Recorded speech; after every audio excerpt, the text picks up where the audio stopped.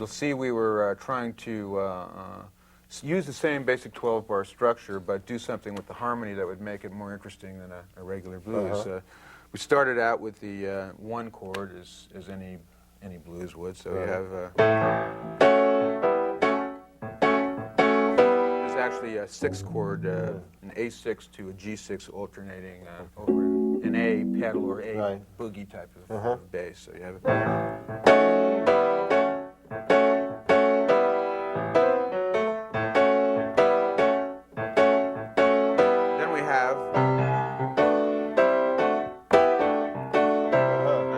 that's not a regular blues. And you haven't gone to the 4 chord? No, we didn't go to a 4. 3. Yeah. Right.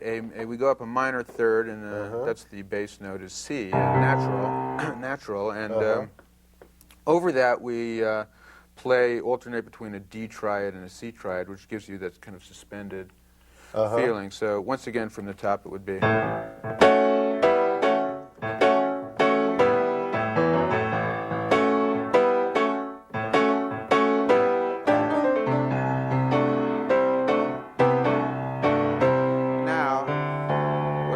We end up on a C triad with a D in the bass, which is we call it an 11 chord. It's one of the many names we might have for it. Or a C over D or something. Peculiar nomenclature that they use in music. And that's a chord that leads to a 5th down, which would be to G. It's really going towards So you're modulating. So in a sense, let's start again and take a look at it another way. 1.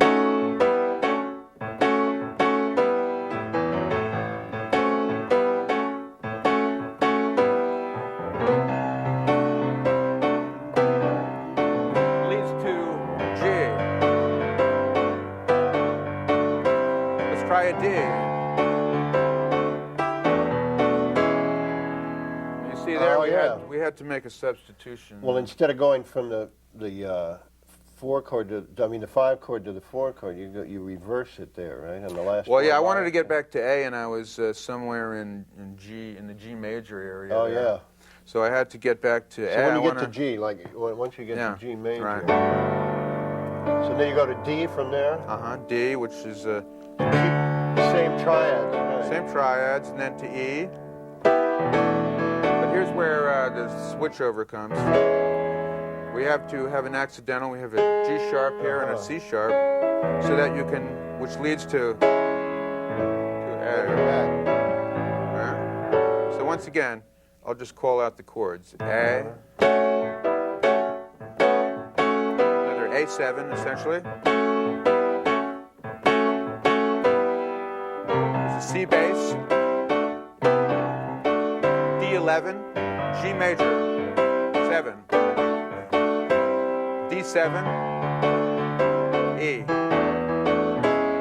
and then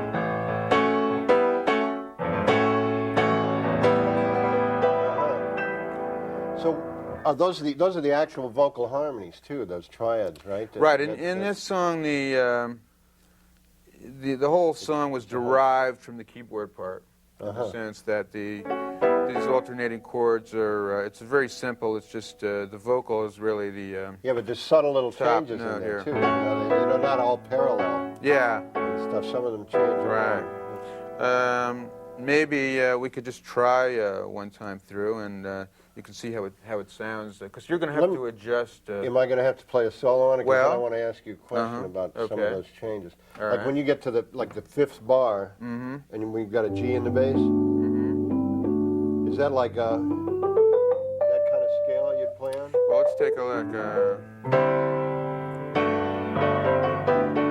Well, we've got a C natural in these moving triads, as you can see. And an F sharp, so it sort of defines itself as a G major scale. So you just of course, when you're improvising, you can depart from the normal scale. So you're on a G scale, and then you just stay on it when you go to G, too. That's correct. That's correct. Let's try That's any question I had. All right, so, why don't you try playing like 2 choruses, and we'll see, after, we'll see if you can get through it. Should I know that Warren soloing it? Bernhardt can get through this yes. tune. But I don't know if I can keep the bass line going while I'm doing it. All right, well, I'll help out here. Okay.